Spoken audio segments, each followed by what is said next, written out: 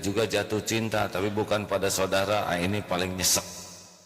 Makanya hati-hati para pemburu cinta tuh harus siap hidupnya tidak bahagia, kecuali orang yang senang akhirat. Kalau orang senang akhirat, pokoknya yang kebayang tuh jadi ahli sorga, hidup ringan. Bahkan mati sekalipun bagi pecinta akhirat itu tidak jadi masalah. Yang kedua, hidup ini berat karena bersandar kepada selain Allah. Makin kita bergantung, berharap kepada selain Allah, pasti hidupnya capek, pasti itu. Berharap kepada makhluk ini penderitaan. Kenapa? Karena yang kita harapkan tidak bisa bawa manfaat setitik pun juga tanpa izin Allah, dan tidak bisa menimpakan mudarat tanpa izin Allah. Semua makhluk la haula wala quwata illa billah. Semua makhluk itu tidak ada daya untuk menolak musibah, tidak ada kekuatan untuk mendapatkan memberi manfaat tanpa izin Allah. Gaul dengan makhluk ini hanya 3 syaratnya. 1, jangan ngarep apa-apa untuk pribadi kita. 2, ngarep-ngarep makhluk ini jadi dekat dengan Allah, jadi baik, jadi soleh, boleh. Dan yang ketiga, jadi bercahaya. Hadirin, kenapa wajah saya jadi bercahaya? Jadi lupa lagi. 1 apa tadi? Gaul dengan makhluk, jangan ngarep-ngarep apa-apa untuk pribadi. Jangan ngarep dipuji, jangan ngarep dihargai. Pokoknya mah cut aja. Dengan makhluk mah putus harapan untuk kepentingan pribadi. Tapi kalau makhluk kita berharap anak, suami, istri, keluarga, jamaah ingin makhluk bahagia, ingin orang dekat dengan Allah, ingin orang jadi soleh, bagus. Kita berharap dari makhluk supaya mulia, bahagia, selamat, itu bagus, itu yang benar. Tapi berharap makhluk menghargai, memuji, memberi, mencintai, itu capek. Yang ketiga, gaul dengan makhluk itu berharap kita yang bisa memberi dengan izin Allah. Ingin saya bisa membahagiakan, ingin saya bisa memberi, ingin dengan izin Allah saya jadi jalan orang dapat ilmu. Ingin kita yang manfaat untuk makhluk itu sah. Ingin orang manfaat untuk kita itu tidak akan sengsara. Tapi ingin orang jadi mulia, jadi soleh, jadi bahagia, itu bagus. Nah, ini rumusnya gaul dengan makhluk. Monggo diperhatikan.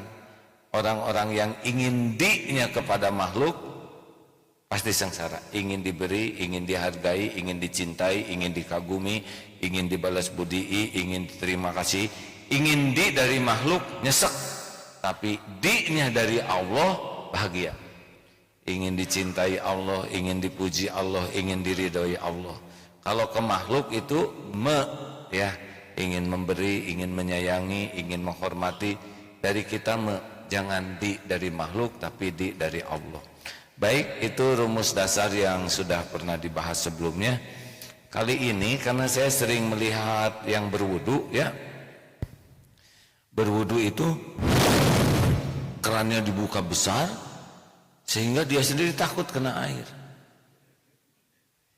Udah gitu pakai airnya dikit, colek.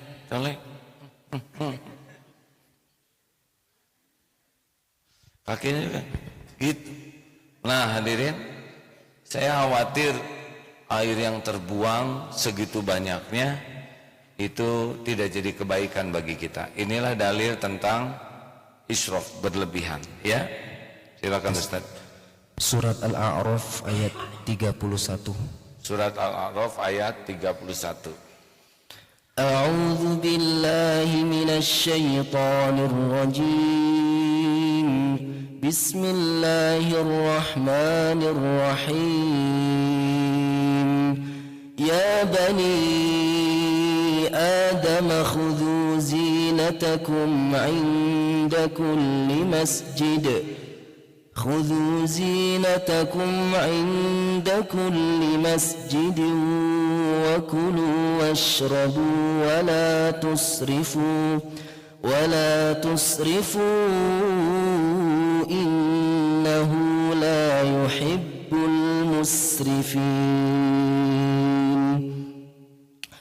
Wahai anak cucu Adam, Pakailah pakaianmu yang bagus pada setiap memasuki masjid. Makan dan minumlah, tetapi jangan berlebihan. Sesungguhnya Allah tidak menyukai orang yang berlebih-lebihan. Nah hadirin, terima kasih Ustaz. Surat apa barusan? Al-A'raf ayat 31.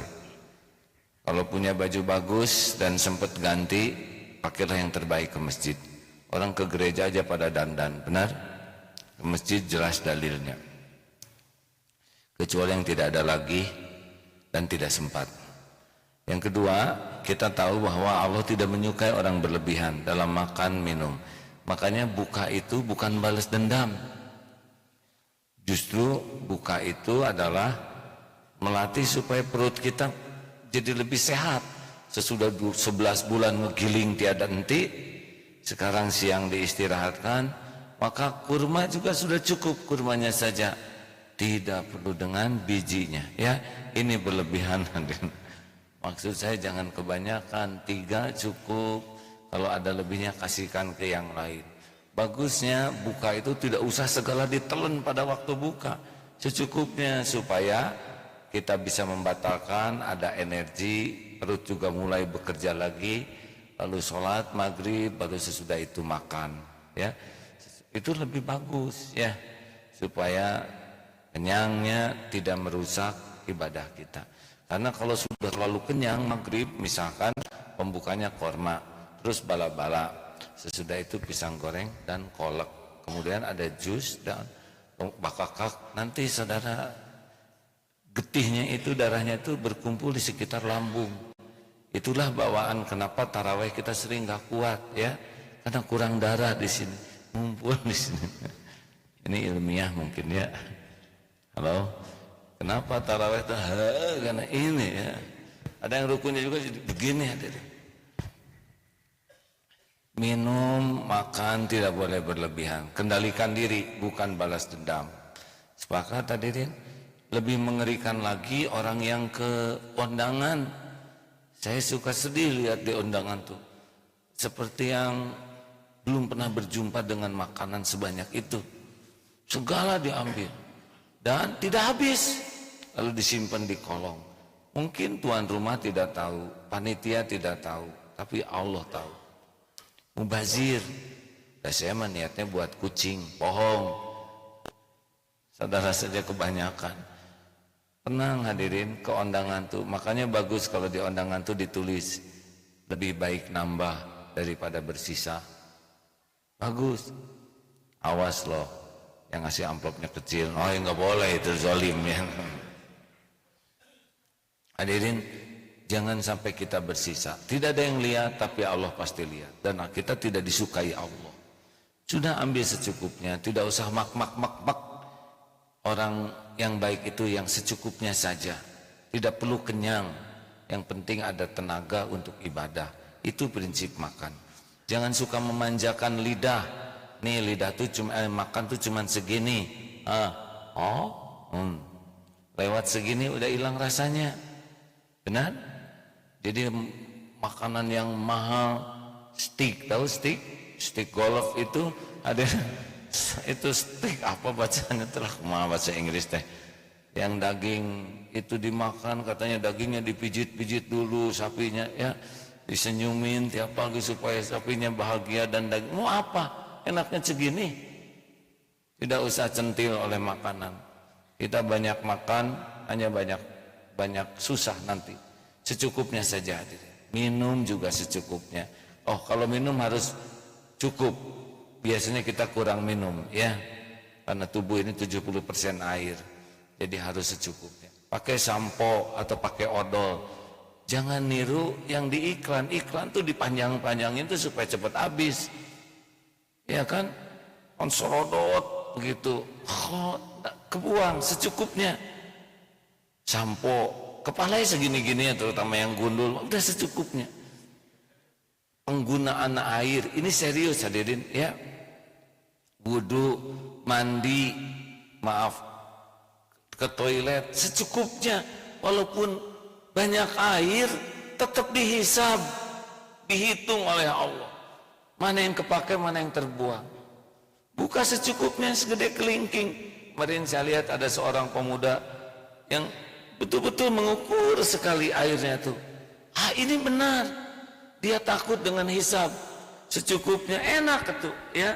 Secukupnya kumur-kumur secukupnya untuk membasuh kaki, apalagi kalau antri lama jangan sampai gosong, tunggu ada yang soleh. Justru kalau antri lama dipercepat secukupnya, jangan dari suaranya saja udah ketahuan tuh orang yang hati-hati dan yang tidak hati-hati. Secukupnya ya, berlebihan itu buruk bagi kita. Lalu di dalam hal apapun berlebihan itu bermasalah. Makan berlebihan pasti bermasalah. Minum berlebihan bermasalah. Tidur berlebihan juga pasti bermasalah. Olahraga berlebihan bermasalah. Termasuk ibadah berlebihan. Kenapa ibadah berlebihan jadi masalah? Karena dia akan bisa mengabaikan hak-hak tubuh lainnya. Ada orang yang tiap hari saum, malamnya bangun terus ditegur oleh Rasulullah. Karena ada hak dari tubuh ini. Ada hak dari keluarga. Karena Islam mengajarkan menengah ausatuha, di tengah-tengah saja. Nah, mudah-mudahan dengan seperti ini hidup ini bisa lebih proporsional, adil, benar? Termasuk bicara, jangan suka berlebihan, jangan ingin dikagumi orang. Biasanya kita ngomong segala dilebih-lebihkan supaya kelihatan hebat, supaya kelihatan berpengalaman, supaya kelihatan profesional, ya, liar hadirin ya. Kadang-kadang kita menggunakan istilah-istilah yang kita sendiri nggak perlu dan yang dengar juga nggak ngerti. Jadi buat siapa? Dulu pernah KKN di Kuningan, ya karena mungkin dari kota mahasiswanya bahasanya tuh nggak ada yang mengerti. Siapa kata orang kamu Aisyah ngomong naon, padahal dia niatnya keren. Di dalam konteks global, secara struktural dan konvergensi serta heterogen, coba di desa ngomong itu adin, yang biasanya hui sampai sekarang begini. Terus buat apa kita ngomong itu? Halo? Udahlah, sederhanakan, simple, ya. Yassiru wala tu'assir. Mudahkan, simpelkan, lebih ringan hidup ini hadirin. Dan nggak ada perlunya kita dikagumi orang. Kita dikagumi orang, kita pengen dipuji orang, bela-belain nyicil, ya. Ternyata yang muji nggak pernah ikut bayar cicilannya. Jadi berat tetap kita yang neken, ya. Nah, mudah-mudahan sederhana memang uraian ini, tapi bisa mengingatkan pas wudu, pas makan, ngaji juga jangan berlebihan. Hati-hati. Ada yang ngajinya keras sekali sehingga yang lain terganggu tidurnya. Misalkan itikaf, ngaji keras, padahal yang lain sudah istirahat. Tidak bisa tidur dengan nyenyak, padahal mereka istirahat juga supaya qiyamul lailnya bagus. Jangan ini merugikan. Atau kita ngaji ada yang sholat, sehingga yang sholat terganggu oleh ayat-ayat yang kita baca. Ini juga tidak pada tempatnya. I'diluhu aqrabul. Satu ayat lagi ya tentang adil. Adil itu menempatkan sesuatu pada tempatnya. Sepatu 300.000, kopiah 50.000. Tidak boleh karena ini mahal nih, sepatu saya 1 juta. Simpan aja di sini 2, kurang indah hadirin ya. Kemudian karena kopiah murah jadi kaki kopiah enggak adil. Adil itu menempatkan sesuatu pada tempatnya. Surat Al-Maidah ayat 8. Silakan disimak Al-Maidah ayat 8. Bismillahirrahmanirrahim. Ya ayyuhalladzina amanu kunu qawwamina lillahi syuhada'a bil qist. ولا يجرمنكم شنآن قوم على ألا تعدلوا اعدلوا هو أقرب للتقوى واتقوا الله إن الله خبير بما تعملون. Wahai orang-orang yang beriman, jadilah kamu sebagai penegak keadilan karena Allah ketika menjadi saksi dengan adil. Dan janganlah kebencianmu terhadap suatu kaum mendorong kamu untuk berlaku tidak adil. Berlaku adillah, karena adil itu lebih dekat kepada ketakwaan. Dan bertakwalah kepada Allah, sesungguhnya Allah Maha Teliti apa yang kamu kerjakan. Masya Allah. Jadi kepada orang yang kita sebelin aja kita harus adil. Kepada siapapun. Jadi kalau perang tidak boleh ada zolim. Dalam Islam tuh ada satu kata yang tidak boleh ada, yaitu zolim. Tidak ada kekejian. Makanya seperti kemarin bom yang meledak itu, ini tidak bisa dimengerti ya.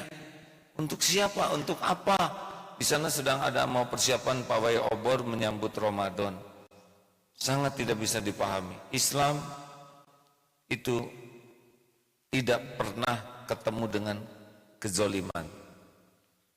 Karena i'dilu huwa aqrabu littaqwa. Berlaku adillah karena adil itu lebih dekat kepada takwa.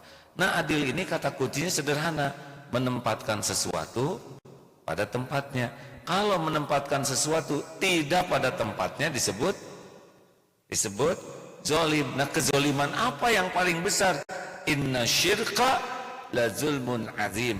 Sesungguhnya syirik itu adalah kezoliman yang besar, karena tidak menempatkan dalam tanda kutip Allah sebagai Tuhan kita. Kita punya Tuhan-Tuhan yang lain, menuhankan pangkat, jabatan, pujian, penghargaan, kekaguman orang, popularitas, penilaian orang. Dia punya Tuhan yang lain, itu paling zolim. Kesirikan, syirik itu adalah kezoliman yang amat besar.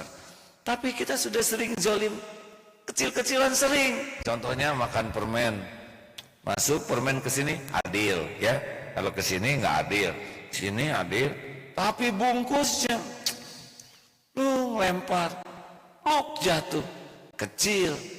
Tapi bayangkan kalau menimpa anak semut ya.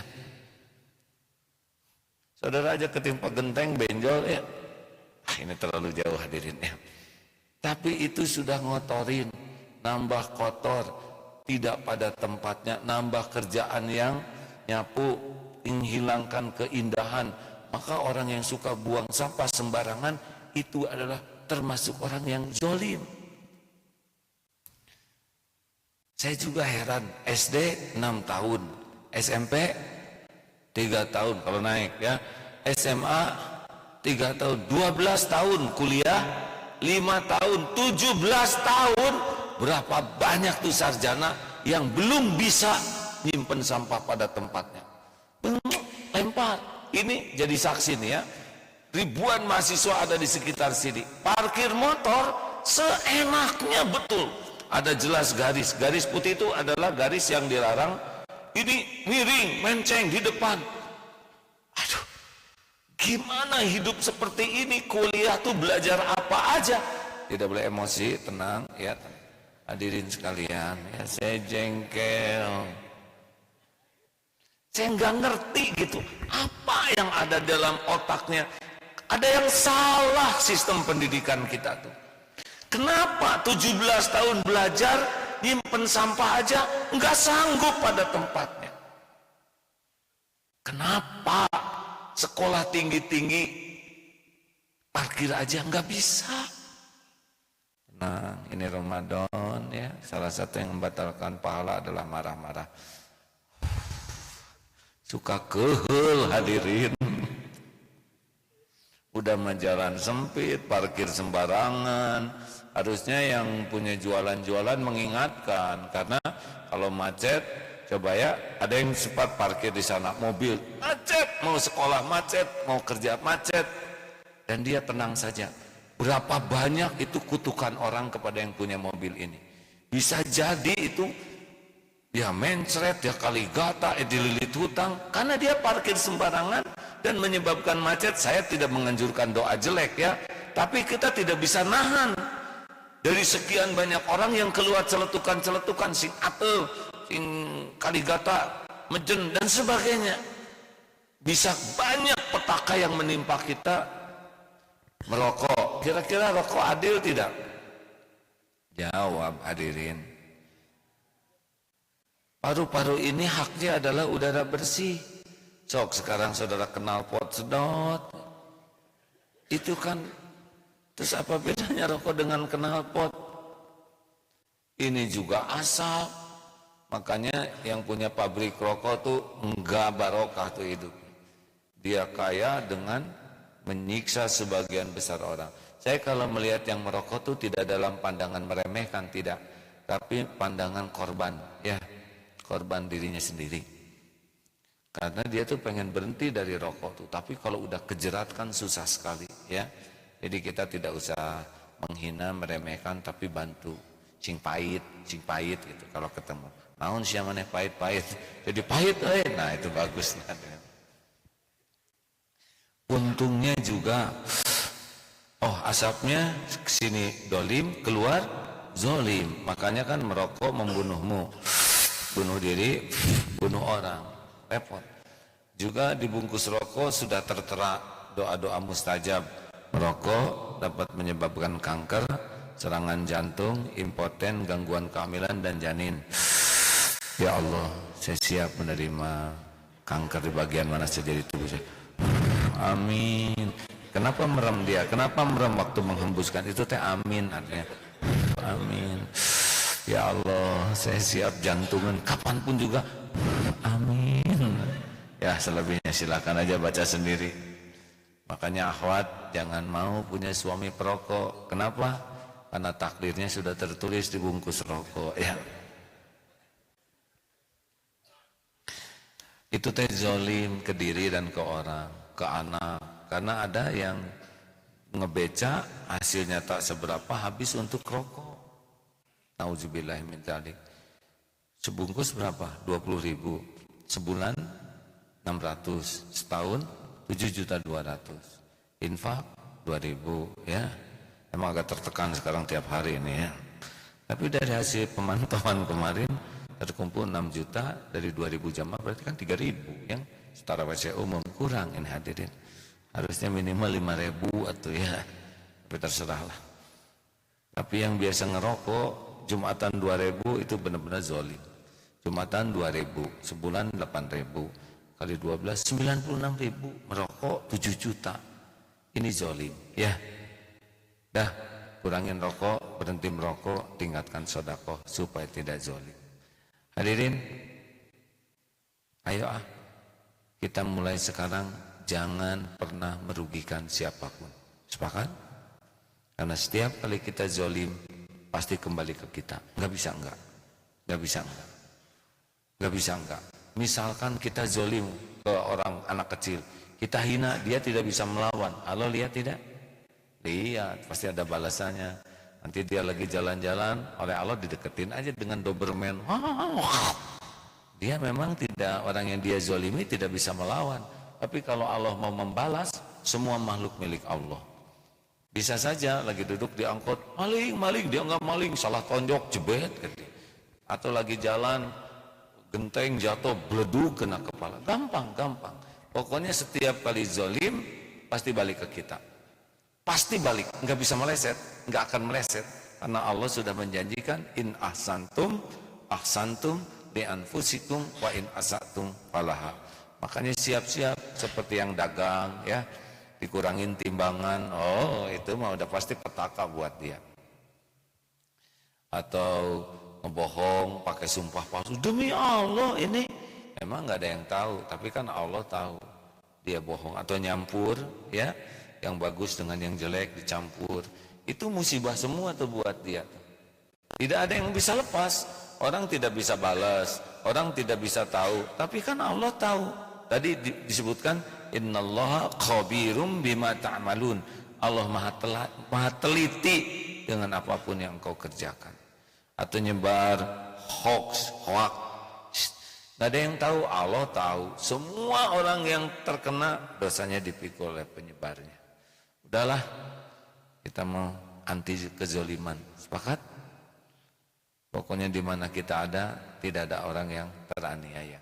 Gimana kalau saya kentut misalkan, saya udah nahan ya, tapi tak tertahankan, tekanannya begitu kuat.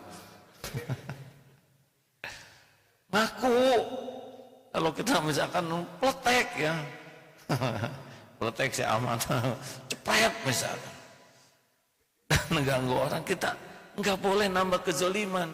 Orang pada bingung, siapa yang kentut? Pas di sebelahnya ada kakek-kakek lagi ngantuk. Lalu yang bersalah tuh, wah ini orang nyalahin si kakek, pada si kakek lagi wirid begini. Allah tahu nggak tipu daya ini? Oh, udah pasti dia nanti dapat balasannya. Ngaku, saya mohon maaf, saya yang tadi melaksanakan kegiatan yang tadi inginkan bersama. Saya bertanggung jawab penuh.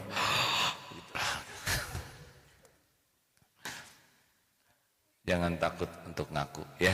Kalau salah ngaku supaya tuntas di dunia ini daripada di akhirat nanti. Dimarah orang gak ada apa-apanya.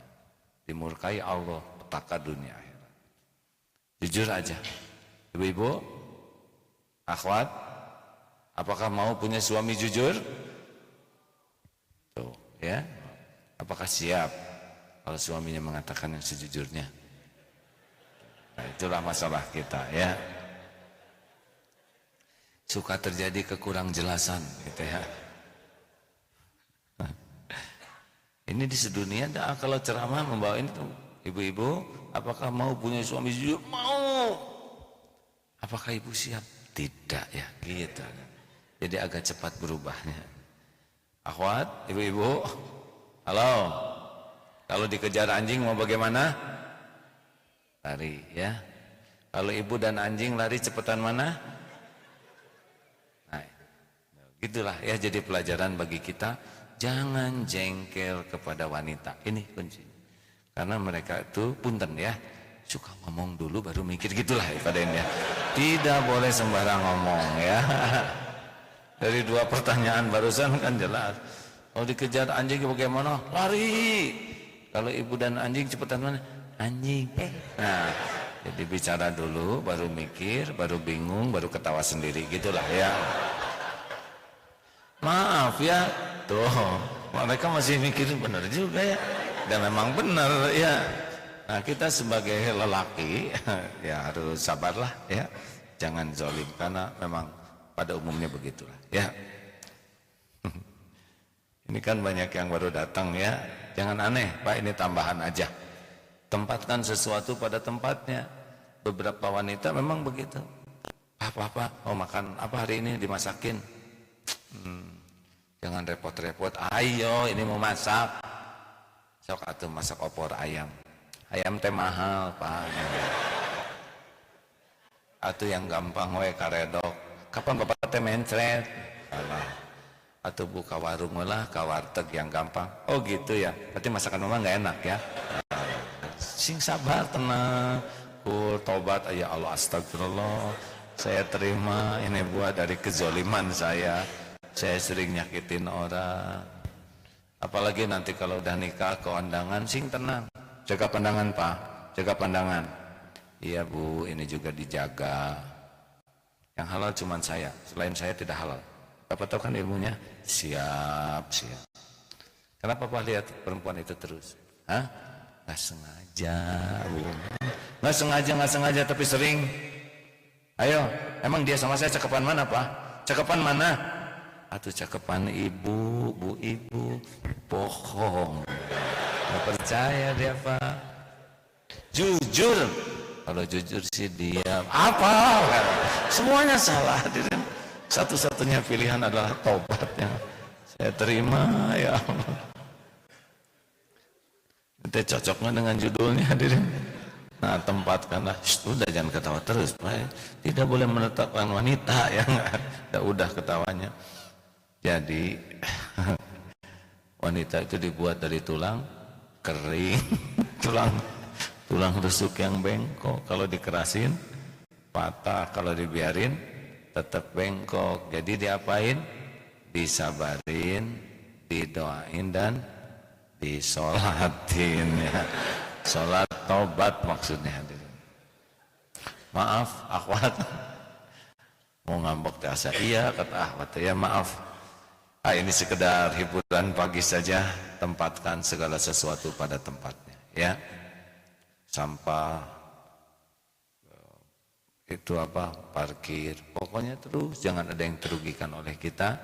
Insya Allah itu lebih dekat kepada takwa. Terima kasih hadirin sekalian, para pemirsa Facebook dan YouTube live ini. Terima kasih, ini yang asli, yang live cuman yang ini ya. Yang di TV sekarang banyak agim-agim juga ya. Ada yang tahun lalu rekamannya keluar lagi sekarang. Ada yang baru dibuat itu yang di Trans TV sore dan pagi ya. Begitulah ujiannya. Sebetulnya dulu agak nyaman ditayangkannya jam 3:30. Jadi saudara belum bangun, saya ceramah, saudara bangun, saya udahan, itu lebih aman. Tapi sekarang jadi ujiannya banyak lagi ya. Mudah-mudahan ada manfaatnya. Terima kasih, selamat menikmati, tidak berlebihan dalam hal apapun, dan selamat menikmati hidup, menempatkan sesuatu pada tempatnya. Tidak ada kezaliman. Insya Allah kita akan sukses dalam Ramadan ini. Terima kasih, walhamdulillah. Assalamualaikum warahmatullahi wabarakatuh. Dilanjut itikafnya ya.